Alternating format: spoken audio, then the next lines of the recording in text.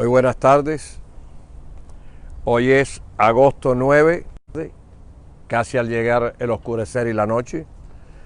Muchas gracias a todas las personas que me han hecho la enorme satisfacción, no por vanidad, sino por sentimientos, de ver que se ocupan de enterarse del proceso histórico, que las personas que a través de Facebook y de distintos medios que hay, me manden una cantidad continuamente de orientaciones y puntos de vista, porque quiere decir que no estoy simplemente arando en el mar, sino esto de lo que yo he vivido, de lo que a mí me consta, de lo que yo he participado, no de lo que me han contado. Cuando un comentarista o un político o una simple persona como yo simplemente quiere exponerle al público una serie de cuestiones históricas, políticas, personales, lo que sea, debe comenzar para que la gente lo respete, para decir exacta y minuciosamente, sin temor ni a equivocarse y sin temor a que nadie lo desmienta.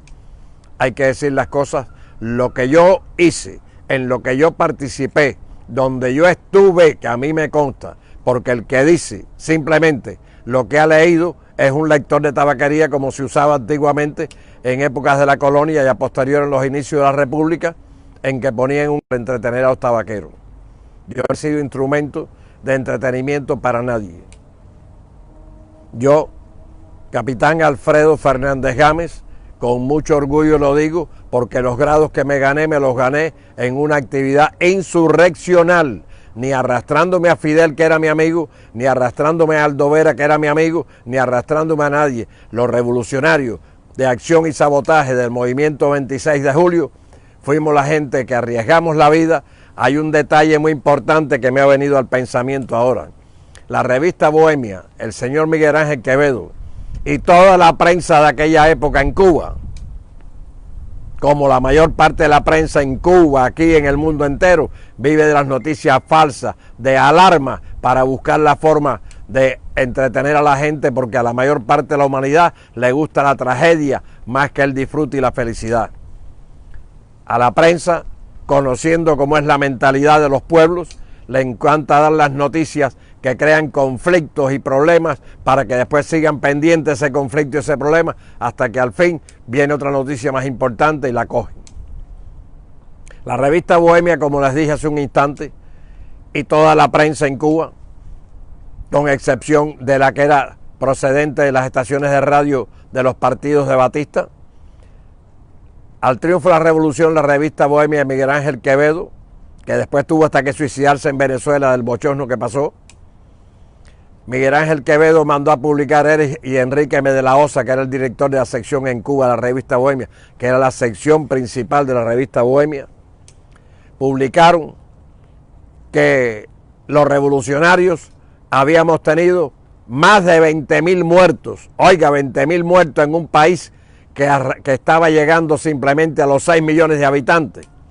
Si hubiéramos tenido 20.000 muertos, es que hubiéramos tenido 70, 80.000 revolucionarios luchando contra la dictadura de Batista. Y éramos simplemente un grupo de 4 gatos.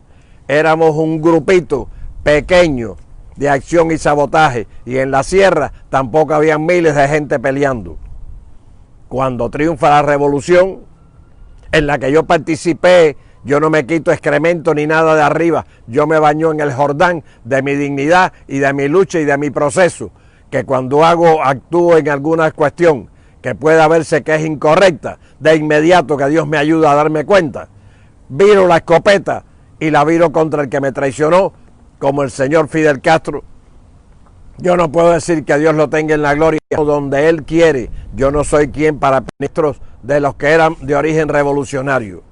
Simplemente, en el año 59, más o menos sobre marzo, abril, mayo, por allá más o menos, un día se reúne Fidel con varios compañeros nuestros más y les dijo que él quería hacer el resumen para crear el monumento a los mártires de la revolución. Y de 20.000 que decía Miguel Ángel Quevedo, que todos sabíamos que era mentira, porque aquello fue publicitario simplemente. Ustedes saben cuántos muertos hubieron con nombre, apellido, dirección y lugar donde fueron asesinados por la dictadura de Batista? 876. 876 del lado nuestro. Y del lado de Batista hubieron alrededor de 1000 y pico. ¿Saben por qué 1000 y pico? Porque el gobierno de Batista, como lo hizo después de Fidel y como lo hacen todas las dictaduras, cogen a la gente más pobre del país y a esa gente más pobre los meten en las milicias, los meten en el ejército, como era en el gobierno de Batista, que le llamábamos los casquitos, que les pagaban de sueldo $33 con 33 centavos. ¿Usted sabe por qué se le decía los casquitos? ¿Qué cubano no sabe que uno de los dulces predilectos nuestros es el casco de guayaba, el casco de naranja, de los dulces, de los postres nuestros? ¿Por qué se le llamaba los casquitos? Porque muchachos jóvenes de 17, 18 años, 15 años, 20 años, la mayor parte de muchachos analfabetos, incapacitados, de humilde posición, muy pobre, se metían en el ejército y los enrolaban en el ejército de Batista para mandarlos para la sierra y para los lugares donde habían alzado para que nos lo comiéramos como casquito. ¿Por qué? Porque era una cosa fácil de destruirlo y de matarlo. Porque a esos muchachos les daban un rifle o les daban un tanque y la mayor parte no sabían ni qué hacer con el rifle. Y los viejos camajanes permanecían en los cuarteles o permanecían en los lugares donde tenían el mínimo de riesgo, con excepción de varios oficiales que, aunque estaban en contra de nosotros, oficiales del ejército me refiero, fueron personas honorables, aunque éramos enemigos ideológicamente, ellos defendiendo la dictadura de Batista, nosotros defendiendo lo que creíamos que era la Constitución de la República para establecer un gobierno democrático, como el canalla Fidel Castro nos había dicho, y nos había engañado a nosotros. Al pueblo de Cuba no lo engañó nunca, porque el pueblo de Cuba no hizo nada. El pueblo de Cuba, cuando se dice pueblo de Cuba, es una colectividad, una generalidad. El pueblo de Cuba se adhiere, como todos los pueblos, al triunfador el día 1 de enero, cuando ya yo tomo la jefatura de la Policía Nacional Revolucionaria con Aldo Vera, porque Fidel mandó un telegrama desde el cuartel Moncada dirigido al Estado Mayor de la Marina de Guerra en la Bahía de La Habana, y el que lo recibió fue el que era teniente de fragata en aquel momento, Antonio Pérez Alberti, que después el que fue puesto por Fidel de jefe de la Marina, Juanito Castiñeira, que también fue mi amigo, lo nombraron comandante jefe del Departamento de Dirección de la Marina de Guerra. Cuando Antonio Pérez Alberti recibe eso, ya cuando yo voy y saco los presos del Príncipe, con otros compañeros más, no fui yo solo, fuimos como 8 o 10 más. Allí estaba el coronel Pérez Clausel, una persona muy decente, y cuando me vio, me dijo: Alfredito, pero tú eres del 26 de julio. Y dije: sí, coronel. Y me dijo: pero si tú bailates los 15 con mi hija Gardenia en Holguín. Dígole: pero una cosa es el aspecto social, porque sus familias son del mismo barrio mío, y otra cosa es, aunque yo no soy de Guineo, soy de Marianao, pero la familia de él vivía cerca de mi casa en Marianao. Una cosa es el aspecto social y otra cosa es el aspecto ideológico e insurreccional. Vengo para que saque a todos los presos políticos, que ya la revolución ganó y el gobierno de Batista ha terminado. Me dijo: ¿qué tú quieres? Digo: ya le dije que sacar los presos. Llamó a un teniente que había allí con él y le dijo: ábreme todas las galeras de los presos ahí. Fue y abrió las galeras, cogimos las jaulas en las que se conducen los presos, automóviles, todos los vehículos que habían allí en el Castillo del Príncipe, para que se montaran todos los presos que había, y fuimos y tomamos la piquera gris para que nos sirviera para la lucha en la calle contra los perseguidores y los patrulleros del gobierno de Batista que todavía quedaban. Pero fíjense lo que es la diferencia. De 20.000 que la prensa dijo, habían 876. Qué diferencia tan grande. El día 1, cuando tomamos nosotros, Aldo Vera, yo, Amaury Fraginal, es que se me atolondra, el mulato Cartaya, un compañero valiosísimo. Allí estaba también Leonel Tápanes Falcón, un compañero que lo quiero mucho. Estaba Cheito José Rodríguez, estaba Ramón, en fin, estaba Alipio Zorrilla, estaba el otro amigo íntimo de Felipe Zorrilla, no me acuerdo el nombre, después se lo diré, pues son tantas las cosas. Acuérdense que yo hablo y pronuncio estos comentarios sin documentos, sin papel y sin que nadie me los esté enseñando. Esto es a viva memoria, a viva recordación. Allí estuvimos apenas en la jefatura de la policía. Voy a volver para ir paso a paso, para que ustedes conozcan la historia. El día primero, cuando nosotros vamos y tomamos la jefatura de la policía y se tomaron todas las distintas estaciones por los distintos compañeros que lo hicieron,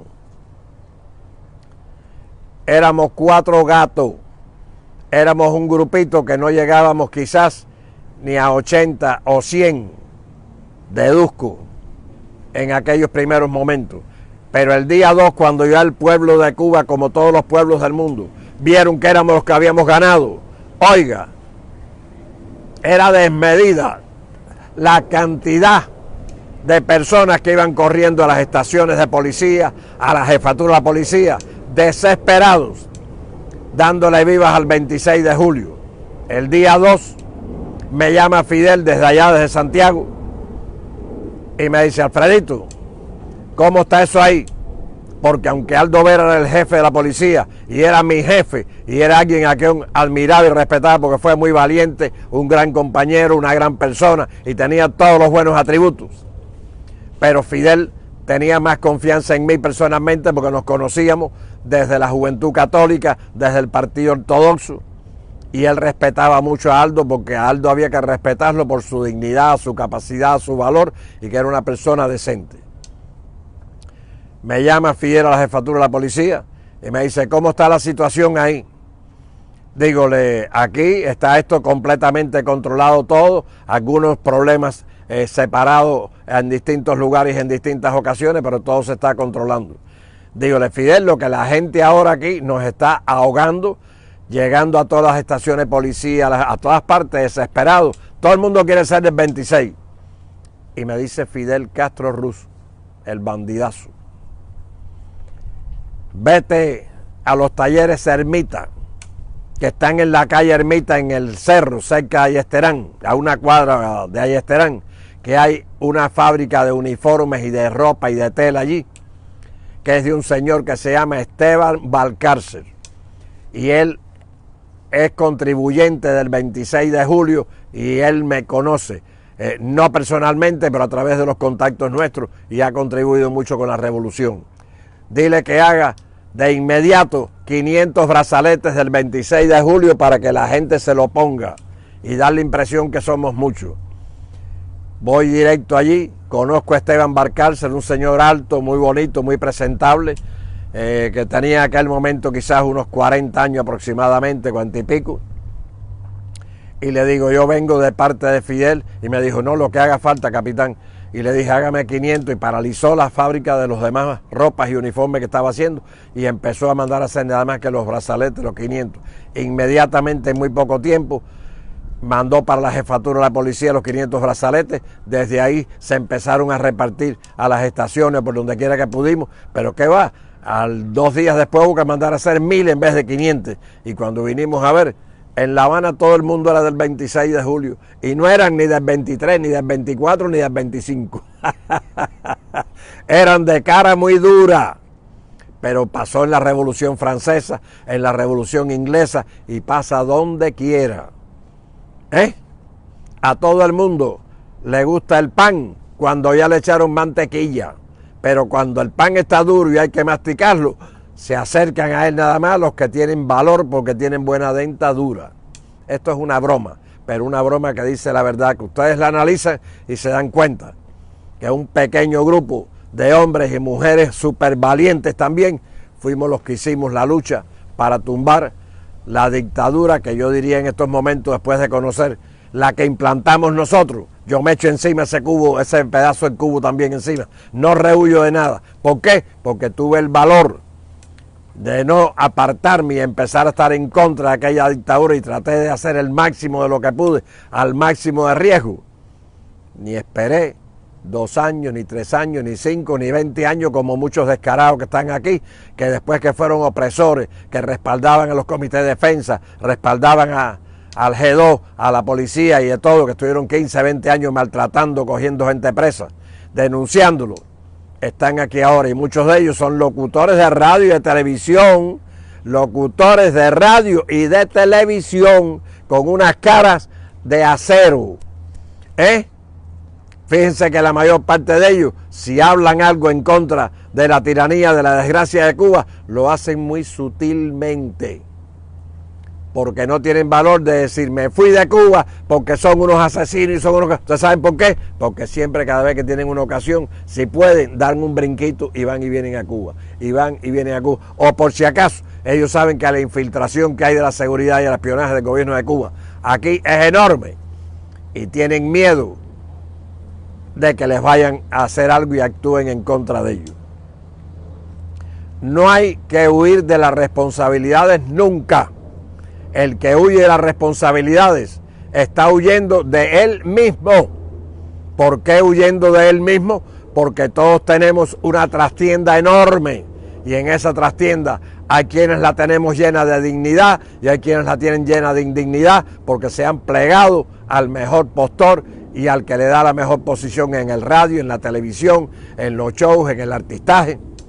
Y cuando ya resbalaron, porque a los comunistas no se puede resbalar con ellos, pueden resbalar nada más que la alta jerarquía, pero el término medio hacia abajo, si resbalan nada más que un poquito, le parten las piernas, lo sacan, lo eliminan, y entonces cuando están empezando a buscar la forma de venir para USA, para España, para cualquier lado, el problema es irse allí, para al final brincar y meterse aquí.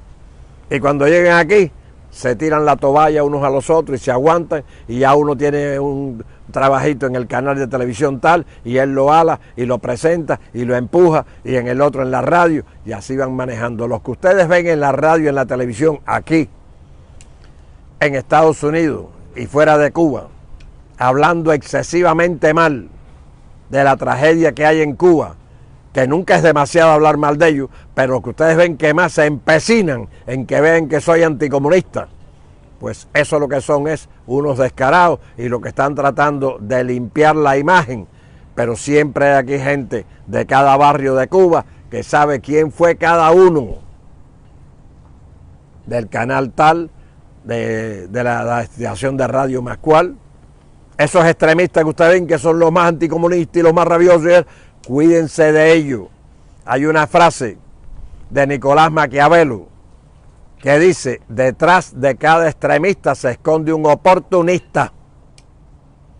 Nunca he sido oportunista, jamás me he plegado a nada ni a nadie, jamás me ha interesado crear condiciones para que me asciendan, sino los ascensos que he tenido en mi vida, producto de mi trabajo, de la capacidad que Dios me ha dado, porque no soy nadie, todo viene de arriba, de la voluntad del Sagrado Padre.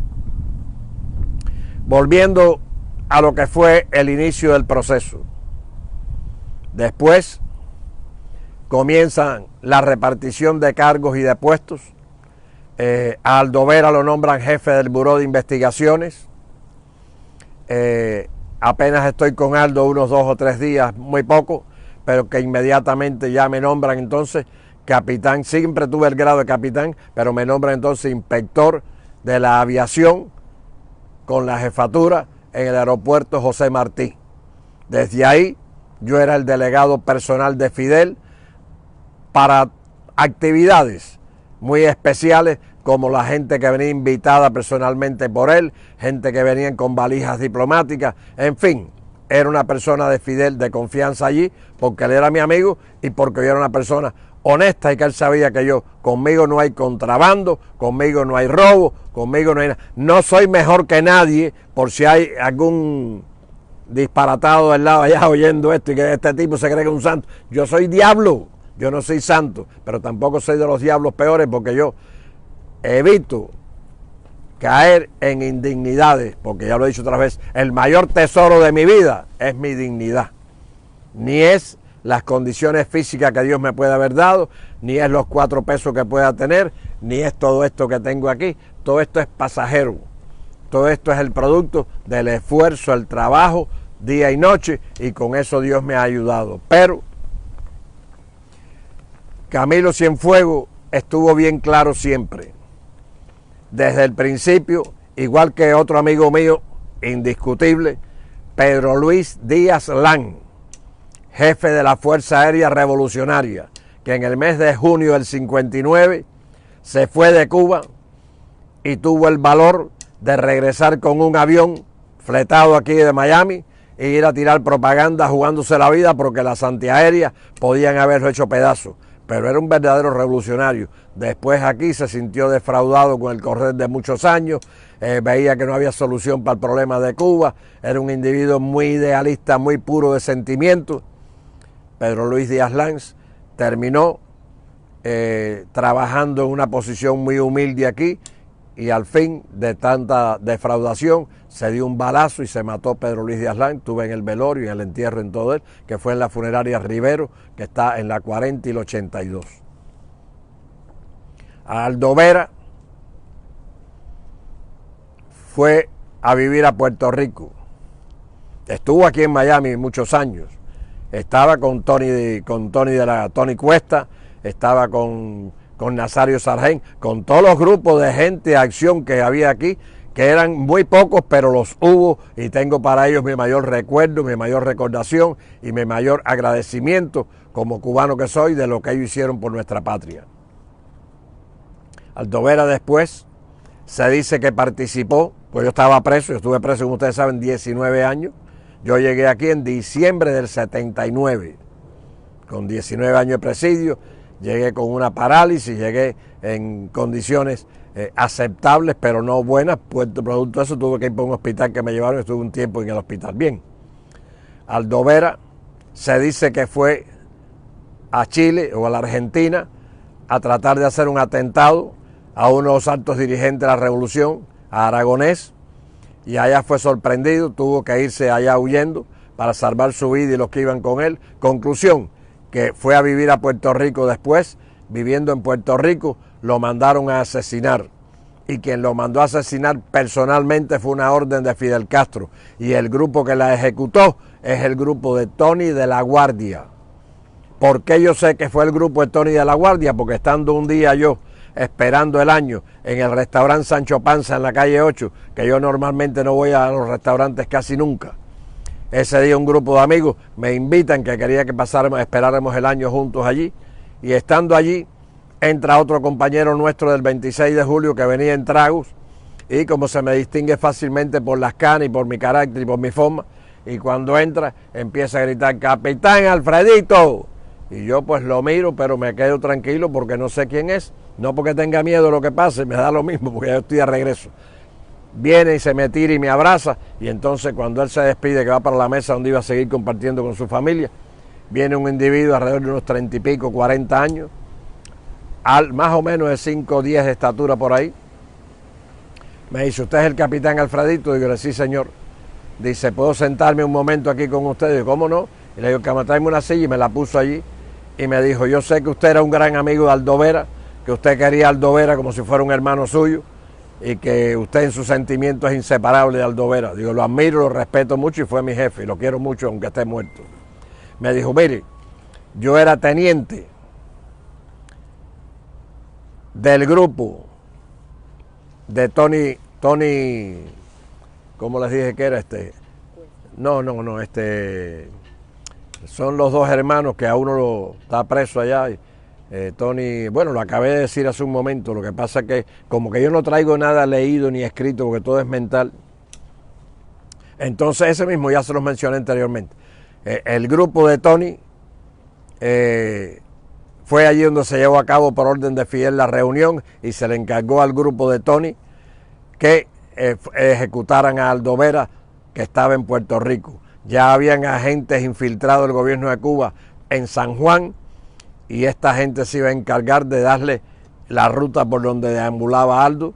Y me dice este señor, que me dio el teléfono de él y su celular y todo, por supuesto, ya no sé ni dónde está, pero si lo busco lo encuentro posiblemente, el teléfono, el celular, y me dijo: en un barco que fue transportando un equipo de pelota que iba a competir en San Juan, en una olimpiada esa que iba a ser internacional de distintos países del Caribe, qué sé yo, ahí mandaron a 2 personas del equipo de Tony de la Guardia, de Tony de la Guardia, es que se me había olvidado el apellido.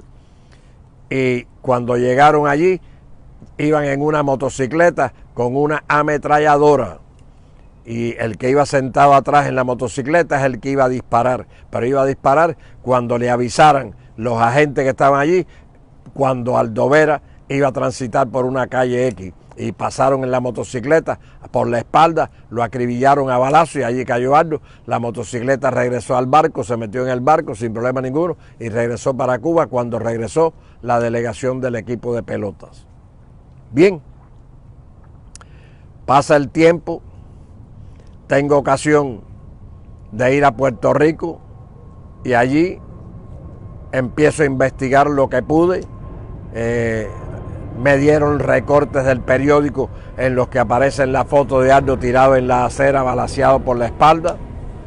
Y me averigüé y me comentaron allí lo más que se pudo, pero el dato perfecto, exacto de lo que pasó, es lo que me dijo este individuo, que él era del equipo de Tony de la Guardia. Y él se había asilado en México, porque lo mandaron en una delegación para México, se asiló en México y de México cruzó la frontera y vino para acá. Hay mucho que contar, porque la revolución no se hizo en 2 días. Que la revolución, como yo en broma digo, que es el 26 de julio, pero después seguimos en el 27. El 27 somos los mismos revolucionarios del 26, porque ya les he dicho que ser revolucionario por condición y por carácter, no por posición política, da lo mismo que sea de derecha, de izquierda, de centro. Pero sin embargo, el carácter es el que determina la personalidad del individuo. La política de este país, no crean ustedes que es nada limpia tampoco, porque es que no hay ninguna política que sea limpia en el mundo, pues ya lo dice la palabra, es política. Política es nada que sea sincero, honesto y digno, porque política es manejar las cosas acorde a la conveniencia de cada uno. Y los aspirantes en política o los políticos desde sus posiciones manejan el dinero de todos nosotros, que son los taxis. Y con esos taxis es que ellos le dan los contratos a las compañías que le dan el dinero a ellos para hacer las campañas electorales. Ese dinero hay que devolvérselo con contratos del gobierno. Todo es una centrífuga permanente. Aquí, en estos momentos, sigue el problema de la lucha entre el presidente Trump, que yo voté por él, y la lucha contra el señor Biden. Bien. El señor Biden es el candidato especial, buenísimo, excelente, que ha escogido el Partido Demócrata porque es el mejor. Ustedes saben por qué. Porque es un viejo decrépito. Y ese señor Biden, mira, ahí van pasando las lanchitas. Yo tengo que tener cuidado, no me vengan a recoger.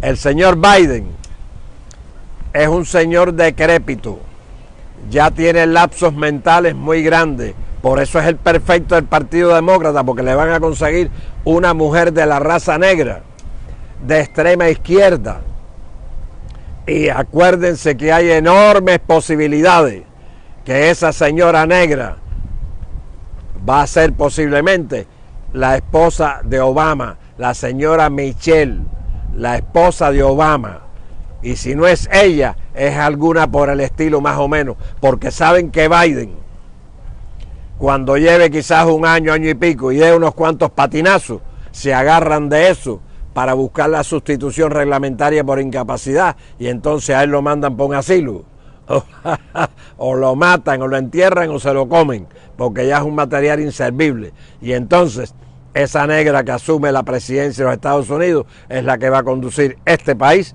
acorde a los amarres internacionales socialistas por el camino que se viene trazando, que se viene preparando. Pero la culpa no es del Partido Demócrata. Ustedes dirán, coño, pero es que este hombre es un para adelante y para atrás. Sí, porque la vida es así. La vida no hay nada completamente de frente. Usted va de frente y si se presenta un problema, tiene que coger y maniobrar para poder seguir de largo y no perder el camino.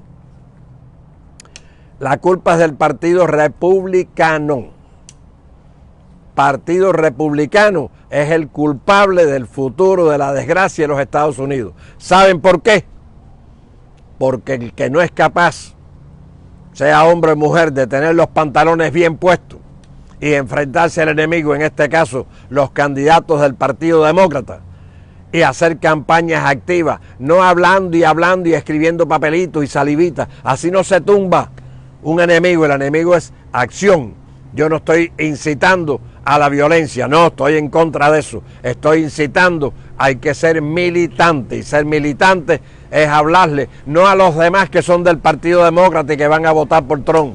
Hay que buscar la forma de hablarle constantemente a los que son del Partido Demócrata, para que entonces, con la capacidad de expresión que puedan tener más o menos, pero con el exceso de principios, exceso de documentación, exceso de pruebas, le hagan saber a las personas, votantes demócratas, de que todo lo que lo están conllevando y utilizando a ellos es para la destrucción de este país. En esa destrucción van a ser destruidos ellos mismos, y a ellos les espera una libreta de racionamiento, pero no a los que están en el Ejecutivo, ni a Obama, ni a la mujer, ni a la Pelosi. A ninguno de esos les va a pasar nada. Esos siguen siendo los ejecutivos.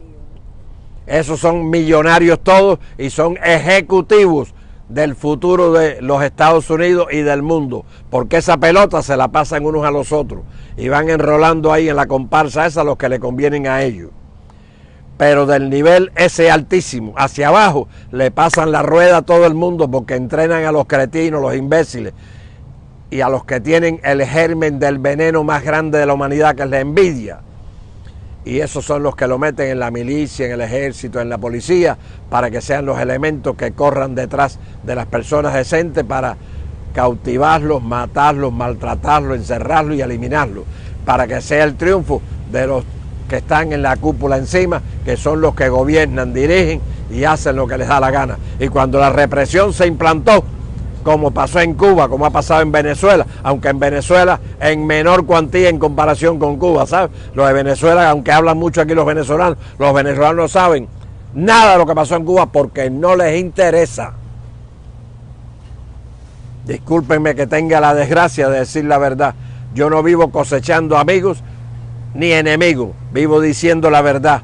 Al que le sirva el sayo, que se lo ponga. Los venezolanos nunca se han ocupado ni les ha interesado la desgracia de Cuba.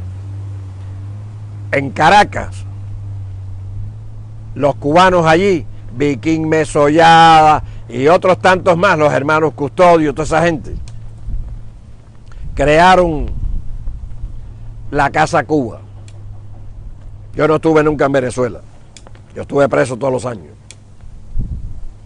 Pero cuando llego aquí, me encuentro con muchos que habían estado allá y que ya estaban aquí en Miami, y me dicen: capitán, es una gran tragedia la que tenemos los expresos políticos y los exilados cubanos en Venezuela, que la mayor parte se han casado con hombres y con mujeres venezolanas, porque es normal, cuando uno llega a un país y está soltero o lo que sea, pues trata de echar raíces y compartir la vida social. Dice: la mayor parte de los expresos, por radio y por televisión, hacen enormes campañas para adoctrinar al pueblo venezolano de que no voten por Chávez ni lo acepten, porque Chávez, después que dio el golpe de Estado, que se fue para Cuba, que cumplió, que estuvo en una prisión, cuando salió fue para Cuba, y de Cuba fue para la Unión Soviética, y allá lo adoctrinaron, lo prepararon, regresó a Cuba, y ya le prepararon y los amarres con Fidel Castro y con el comunismo de Cuba, para que él fuera el que fuera a tomar la posición de la presidencia de Venezuela, para desde allí, en tierra ya continental, regara las garras por todo eso, pero siempre siendo las Fuerzas Armadas y el pueblo venezolano los títeres y los instrumentos de la cabeza pensante y actuante, que era el ejecutivo del gobierno de Cuba, encabezado por Fidel Castro y por todos los satélites que él tenía a su alrededor, que daban la vida por él, porque ellos sabían que con Fidel Castro el que resbalaba se caía, y cuando se caía lo aplastaban. Y esta gente estaban cómodos en posiciones, aunque esas posiciones las tenían cómodas a base de la indignidad que mantenían en su comportamiento. Si no, los hubieran eliminado y hubieran estado aquí, porque aquí están los que resbalaron allá, que estuvieron sirviendo como unos serviles instrumentos allá, y cuando ya resbalaron, ¡pam!, vinieron a parar aquí. Y ahora aquí son los más anticomunistas del mundo. encárguense por todos los medios posibles, como les he comentado, de tratar de influir enormemente en todos los votantes del Partido Demócrata, sean blancos, sean chinos, sean negros, sean lo que sean. A mí no me importa la envoltura del paquete. El paquete es el cuerpo. La envoltura es la pigmentación de la piel y el color de las personas.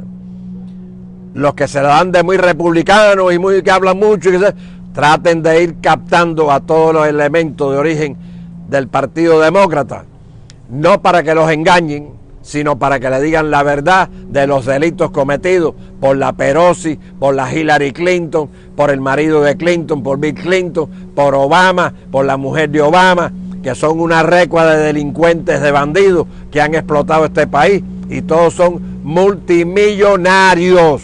Ninguno de ellos tiene una casita al lado del Parque Central, ni en los barrios de la gente humilde. Tienen tremendos palacios, son multimillonarios. Por cualquier librito que hace Obama, que era simplemente un negrito callejero ahí en Chicago, que se dedicaba sencillamente, un agitador de multitudes preparado ya por el socialismo, que fueron los que lo instruyeron a él. Él era un agitador de multitudes allí, y cuando a los blancos del Partido Demócrata le convino poner un negro para manejarlo ellos, lo cogieron y de la calle lo hicieron senador, y el senador lo hicieron presidente. Y estaba todo preparado para cuando ya terminara sus 8 años, que lo cogiera la camarada Hillary Clinton. Y entonces ahí sí ya se velocidad hacia la socialización de los Estados Unidos de América. A mí, como a muchos de mis compañeros, nos queda posiblemente poco. Me es indiferente. Es el día que me trajo Dios al mundo, el día que Él quiera llevarme. Padre, cuando tú quieras, no me preocupa nada. El que vive muy preocupado por no morirse se muere más rápido. El que vive muy preocupado por morirse es porque no tiene concepto religioso ni tiene fe en la existencia de Dios como ser supremo. El día que nuestras madres nos trajo al mundo, vinimos llorando. Y a partir de ese día hemos tenido que seguir luchando para mantener nuestra existencia, nuestro comportamiento. Nadie se muere el día 28 de octubre de 1959, 6 de la tarde. Cuando Camilo y yo estábamos en el regimiento de Camagüey, terminó la reunión con Viquín Mesollada, con los hermanos, todos esos grupos, Fefa Peña, toda la gente, Agramonte, con toda esa gente, bien. Me dice, ven para el aeropuerto. Ya eso se lo dije en otra ocasión. Llegamos al aeropuerto, estamos sentados en el jeep que me habían dado al lado mío, y él me dice que no estaba de acuerdo con el camino a la revolución. Ya eso lo conté. Y entonces, cuando ya él se va, me agarra por el hombro al subir a la avioneta y me dice, vámonos para que te vayas para La Habana conmigo. Le dije, no, flaco, porque yo me voy a quedar aquí, que mi novia está aquí. ¿Ustedes saben por qué no me fui en el avión? No porque mi novia estaba allí. Eso es real que pasó. Porque no me tocaba.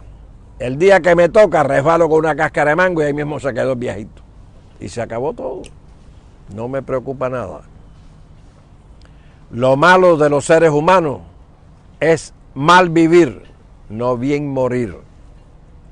El que mal vive es una espina que tiene dentro, que cada vez que mira por un lado o para el otro hay alguien que lo está señalando, o tengo que tener cuidado. Si veo, yo no tengo que tener cuidado de nadie. Yo me puedo parar en el medio de la calle, en el lugar más céntrico, y que pase todo el mundo. Nadie me puede hacer así. No soy un santo, pero desgraciadamente cuido mucho mi proceder, porque vuelvo a insistir, la envoltura carece de importancia. Lo importante es la dignidad del ser humano. Hoy me llamó para hacer una serie de comentarios alguien a quien aprecio mucho, Carlos, el apellido eres, bueno, Martínez, Carlos Sánchez, me llamó Carlos Sánchez. Ustedes dirán, coño, los lapsos que tiene. No, yo no tengo ningún lapso. Lo que pasa es que tú, el que va a una entrevista, lleva ya un panfleto escrito y a veces tiene puesto una pantalla adelante donde lo que estás leyendo, pero yo no tengo nada, lo mío es de aquí pasa para aquí, de aquí se los doy a ustedes. Y lo que tengo aquí Es lo que tengo aquí porque yo estaba allí y yo lo participé, yo lo hice o estuve en aquello. Hoy este gran amigo al que aprecio y admiro mucho, que fue un dirigente de los ómnibus aliados en Cuba, Carlos Sánchez, me llama esta mañana, estamos conversando y me llamó para felicitarme por estas exposiciones, estos comentarios que yo he hecho en los 2 domingos anteriores. Y estuvimos hablando de la situación y entonces él me explicaba de una serie de personas que viajan continuamente aquí, miembros del Comité Central del Partido, comandantes, coroneles de la Seguridad del Estado, gente de Cuba. Coño, pero ¿cómo es posible que esa gente venga y la mamá, la abuela y la tía de la mayor parte de ustedes no le dan en el consulado americano en La Habana una visa para venir ni a Guanabacoa? Sin embargo, a toda esa gente, desde que hay ahí, sello, visa por 5 años, indefinida por 5 años. Yo no entiendo eso. ¿Ustedes saben por qué?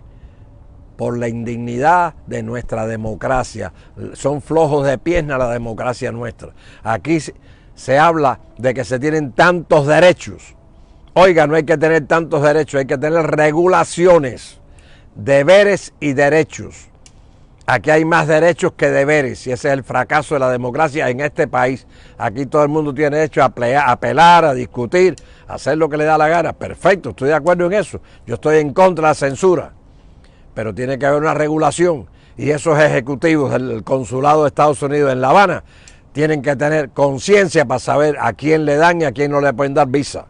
Cómo le van a dar visa al enemigo para que venga hasta aquí a ampliar sus conocimientos y relaciones con los que ya tienen infiltrados aquí adentro. Pero no pasa nada. ¿Ustedes saben por qué? Porque la mayor parte de los empleados que trabajan en el consulado y en la embajada de los Estados Unidos, que operan en el primero y segundo piso, según tengo entendido. Me consta el primer piso, del segundo no lo sé, pero me lo han comentado otra gente que ha tenido más acceso allí. Son gente puesta por el Ministerio del Interior, son agentes de la seguridad del Estado. Responden a los intereses del Ministerio del Interior y son totales informantes y actuantes de lo que el gobierno de Cuba quiera para dejar salir o entrar al que ellos quieran. El gobierno de Estados Unidos sabe eso, porque muchas veces han habido muchas personas que ya han denunciado eso. ¿Y qué ha pasado? Borrón y cuenta nueva. ¿Usted sabe por qué? Porque el gobierno de este país está totalmente minado. Aquí, desde los municipios, que son las oficinas más pequeñas, los municipios, las alcaldías, el condado, el estado y el gobierno federal, todo está infiltrado y todo está lleno de una burocracia inútil. Soy especialista en clasificación de cargos y salarios. Esa es la razón por la que Fidel me puso de viceministro de Economía. Cuando se hace un estudio de economía laboral y se aplica la clasificación de cargos y salarios, en este país, como en todos los países, la mitad del empleo metido ahí por relaciones y por amistades políticas, o porque fulanito lo recomendó y el otro amiguito, y por amiguismo, y los meten. Y usted llega a la ciudad de Miami, al condado, al gobierno federal, a las bibliotecas, donde quiera usted llega, se encuentra que un 50% trabaja, el otro 50%, principalmente si son de la raza negra, no hacen nada. No tengo nada, no, el problema mío no es con la raza negra, el problema es con el desenvolvimiento de las características de esas personas y todo el mundo lo sabe, pero no hay valor para decirlo y el final es que esa gente les están pisando la cabeza. Para los que me queden en el convento a mí, te la digo, se me lleva el viento, pero los que están, que tienen hijos y nietos aquí, les van a pisar la cabeza. Porque los de mi época y los que están actualmente aquí ya están avisados, pero no hay valor para enfrentarse al negro, porque el blanco siempre le tiene miedo al negro. ¿Por qué? Porque es que el color negro inspira distancia y respeto. No es el caso mío, tiene todo el respeto de todo el mundo, pero la gran mayoría no es así. Cojan las estadísticas, porque aquí todo es, ¿cómo le llaman a los tarecos eso? Todo es computadora. Bien, cojan los récords porque hoy en día todo es fácil y verán la población negra de los Estados Unidos es alrededor de un 13%. El resto es entre blancos, que es la mayoría, le siguen en segundo orden los hispanos y después los asiáticos y las demás colectividades, las demás nacionalidades. Sin embargo, el 80% de los crímenes y los problemas delictivos diariamente son de la raza negra, y no es que la policía esté empecinado y encima de los negros, no, es que ellos son los que producen y hasta se matan entre ellos mismos en sus barrios y en sus colectividades. ¿Es verdad o es mentira? Díganmelo, ¿es verdad o es mentira? Cuando un negro, que todos los días matan en todos los Estados Unidos docenas de blancos y violan mujeres y de todo, los blancos y los hispanos son incapaces de manifestarse, pero sin embargo hay que recalcarlo. ¿Cómo es posible entonces que si no tratamos de resolver ese problema sin guerra, sin tiroteo, sin violencia, simplemente yéndonos a las leyes y a lo legal? Si las vidas diarias son de personas de la raza negra, siendo nada más que el 13% de la población, ¿qué quiere decir? Que entonces los dirigentes de la raza negra, que hay algunos que son pastores religiosos, bellísimas y excelentes personas que los conozco, pero hay algunos comelones, descarados, oportunistas, que pertenecen todos al Partido Demócrata, que esos se encargan de ser los que traten de mantener en guetos en todas las ciudades a los negros, y si es posible analfabetos, incapacitados y que no trabajen, para tenerlos como esclavos votantes cada vez que les conviene a ellos. Ya yo creo que me he pasado mucho de este comentario que quería hacer hoy. Se me seca un poco la garganta, normal, con permiso, si ustedes me lo permiten, y si no me lo permiten me la voy a tomar igual.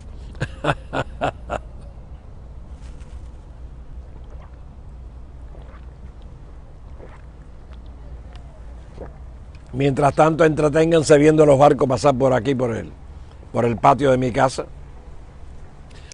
Que no fue nada honesto, ¿sabes? Pero fue un presidente muy amigo de mi padre, porque mi padre perteneció desde joven a lo que era la juventud del Partido Auténtico toda la vida, y toda mi familia fue auténtica. Ahora resulta que hay algunos aquí que son lectores de tabaquería como yo, se pasan la vida hablando del Partido Auténtico. Oiga, ellos no conocieron el Partido Auténtico porque no tienen edad para eso. Y llevan aquí en este país ya 50 años, 55, qué sé yo cuánto, y tienen 60 y pico, 70 años. ¿Qué saben del Partido Auténtico? Ellos son músicos de oído, pero no estudiaron con los instrumentos y con el manual. Miren, si Eduardo Renato Chivá Rivas, senador del Partido Auténtico y miembro del Partido Auténtico toda su juventud y toda su vida, se separa y funda el Partido Ortodoxo, que el lema era vergüenza contra dinero. Ningún político tiene vergüenza y lo que quiere es dinero. Pero bueno, nosotros los tontos, útiles, la juventud con exceso de principios, pero falta de experiencia. Grábense esta frase: la juventud tiene exceso de principios y falta de experiencia. Cuando uno llega viejo, tiene mucha experiencia, pero ya los principios los tiene limitados porque ya ha aprendido con la experiencia lo que es la vida. Eduardo Renato Chivá Rivas funda el Partido Ortodoxo. Vergüenza contra dinero es el lema de ellos, una escoba. Un día en los estudios de la CMQ Radio cogió una pistolita y no se puso de acuerdo con la bala, y no le dijo a la bala por donde tenía que entrar y salir, porque aquello era un rejuego político todo. Ya era el segundo disparo que se había hecho a través de X años, y se hizo un disparo, no se puso de acuerdo con la bala lo cogió, lo mató y se acabó Chivá. Fidel Castro Ruz era de procedencia revolucionaria del Partido Ortodoxo, no revolucionaria. Cuando el Partido Ortodoxo no era un partido revolucionario, era un partido que trataba de crear el adesentamiento y el cumplimiento de la Constitución. Según decían teóricamente, porque cuando lleguen al poder hacen lo mismo también. Ya estoy decepcionado de todo. No, ¿por qué estoy decepcionado? Porque he vivido mucho y muy intensamente, y me he vivido dentro del monstruo siempre, porque Dios me ha puesto en esas posiciones. ¿Por qué? Yo no lo sé. pero me ha puesto ahí y de ahí he salido siempre impecable. Bien, entonces Fidel se inscribe para aspirar a representante a la Cámara por el Partido Ortodoxo. Ahí es donde yo soy invitado por el capitán Orestes Valera, que después fue director de la Radio Rebelde en la Sierra, que era mi amigo, y por Nilson Pimentel, otro gran amigo mío, que era locutor también de Radio Marianao, que después Nilson Pimentel fue muy amigos míos, Nilson Pimentel y Orestes Valera. Orestes Valera fue director de la Radio Rebelde, como les dije, en la Sierra, con Jorge Enrique Mendoza Reboredo y Violeta Casal. Amigos míos, Mendoza Reboredo y Orestes Valera fueron dos de los que participaron en las investigaciones y en crear las condiciones para el conflicto que se creó con el señor Uber Matos. Todo tiene su historia y su traje. Yo estaba allí con Orestes Valera, con Jorge Enrique Mendoza Reboredo. Jorge Enrique Mendoza Reboredo de 5'9", 5'10" de estatura, flaco, un poco encorvado, con un chivito, arista de Camagüey. Y ellos son los que un día voy yo a leer el parte de la Juventud Católica, siendo yo presidente de la Juventud Católica, y me dice Orestes Valera y un Pimentel: Alfredito, de Patricio Esteves en el reparto de la Sierra en Marianao, que se va a reunir el ejecutivo del Partido Ortodoxo, y queremos que tú vayas porque eres un joven ortodoxo, porque ya ellos me habían inscrito en el Partido Ortodoxo, para que conozcas allí al ejecutivo y que te conozcan a ti, carajo. Bien, fíjense quién era Fidel Castro, fíjense bien. Conozco a Fidel Castro de vista superficialmente, sin mayor trato. Y ese día cuando llegamos allí, está Emilio Ochoa, hasta Gramonte, está el otro, bien. Pero se acabaron las sillas porque llegamos a Alfredito Fernández Gámez, presidente de la Juventud Católica. Y él abre los ojos con admiración de presidente de la Juventud Católica. Dijo así, pero no dijo nada. Quédense aquí conmigo. Fíjense cómo ya él estaba tramando lo que iba a hacer. Cuando hablan distintos dirigentes ortodoxos allí, que le toca a él, pide la palabra y mete un discurso de eso que había que apoyar. Mira, para Alfredito, y me echa el brazo por encima. Y le dice allí a la audiencia que estaba reunida allí: señores, aquí está, y ha venido, escuchen esto sin haber hablado conmigo, a nombre de la Juventud Católica, candidatura representante a la Cámara. Y yo lo miro y miro para Oreste y para Nilson, y ellos me hacen con un gesto así como diciendo: quédate tranquilo. Bueno, que iba a hacer yo tampoco. Termina la reunión y para mejorar mi situación le dice: y yo solicito que Alfredo Fernández Gámez sea nombrado secretario de organización de la Juventud Ortodoxa. Y todo el mundo por aplaudir, y me nombraron secretario, sin conocernos prácticamente, pero para dar la impresión de que la Juventud Católica, la sección que yo representaba, estaba yo allí para apoyarlo. Ese era Fidel Castro Ruz. De ahí, yo pienso que es que nos van a llevar para Marianao, para el barrio donde vivíamos nosotros, y cogió en el carro que él tenía, un carro grande, viejo pero grande, y fui en San Lázaro y Velascoaín. ¿Saben cuál es San Lázaro y Velascoaín? Cuando se baja la escalinata de la universidad, ese es San Lázaro, y cruzo Velascoaín. ¿Y qué es lo que hay a la izquierda allí? El famoso bodegón español aquel que tenía la vidriera que vendía los ostiones famosos y los camarones. Fidel, fuimos allí a tomar, nos invitó a tomar allí ostiones, y él los ostiones se los tomaba por vasos enteros, en vez de por las copitas, por vasos enteros. Terminamos allí y conversamos un rato, y entonces nos dice: bueno, me voy. Y nosotros pensamos que nos iba a devolver otra vez a Marianao, al área nuestra. Y cogió y nos dijo adiós, se fue, y tuvimos que coger la ruta 22 para ir para Marianao. Ese es Fidel Castro Ruz. Que Dios lo tenga donde Dios sabe que tiene que tener cuando Él clasifica a los espíritus que partimos como materia de aquí de la tierra. Creo en la materia y en el espíritu, creo en la vida espiritual. ¿Por qué creo en la vida espiritual? Muy fácil, no hay que ser un sabio para eso. Somos cuerpo y alma. Cuando nuestros padres realizan el acto sexual y nuestras madres quedan engendradas, ahí mismo El óvulo engendrado es porque recibe un espíritu que se apodera de ese óvulo y de ahí empieza el proceso ya del cuerpo y el alma. Mientras vivimos somos cuerpo y alma. Cuando el alma cumple su cometido final en el proceso que Dios le asignó, es cuando viene la muerte de las personas, el cuerpo muere, se acaba, pero el espíritu sigue vagando. ¿A dónde va? No he ido yo allí todavía, no lo sé. Pero sé que sigue vagando porque tengo muchas pruebas de la vida espiritual. Ni creo en la santería, ni en la brujería, ni en el espiritismo, pero sí, en la vida espiritual sí creo porque he tenido muchas pruebas. Pruebas muy grandes y muy profundas.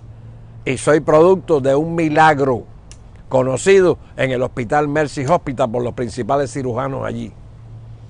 Y no les digo el nombre del cirujano, no les digo, ese que está roncando ahí es un yate que va pasando. Yo sentí un ronquido aquí y yo dije, habrá un búfalo pasando por el agua. Y cuando miro es un yate enorme que va pasando por ahí. Adiós, adiós. Parece que se dan cuenta por las cámaras y eso que estamos grabando. Es un viejito loco que está haciendo sus comentarios aquí para que otros más locos que yo lo oigan, ¿sabes? Les digo esto en broma porque en la vida hay que tener aceite y vinagre. El vinagre es cuando se habla las cosas durísimas que yo hablo. Y el aceite, las bromas que hago para suavizar la situación. Vivo aquí porque de arriba me resolvieron eso. No porque he vendido ni marihuanita, ni como decía el viejo Grau, presidente de Cuba, en mi chocita. En esta chocita vivimos aquí decentemente, tranquilamente, sin alarde, sin ostensión. Todo el que me conoce sabe que bromeo con todo el mundo y que soy realmente, no soy un agente de multitudes, soy un agente de pocos grupos, de pocas reuniones sociales, pero soy así. Una feliz semana. Yo trataré de hacerle estos comentarios si ustedes quieren.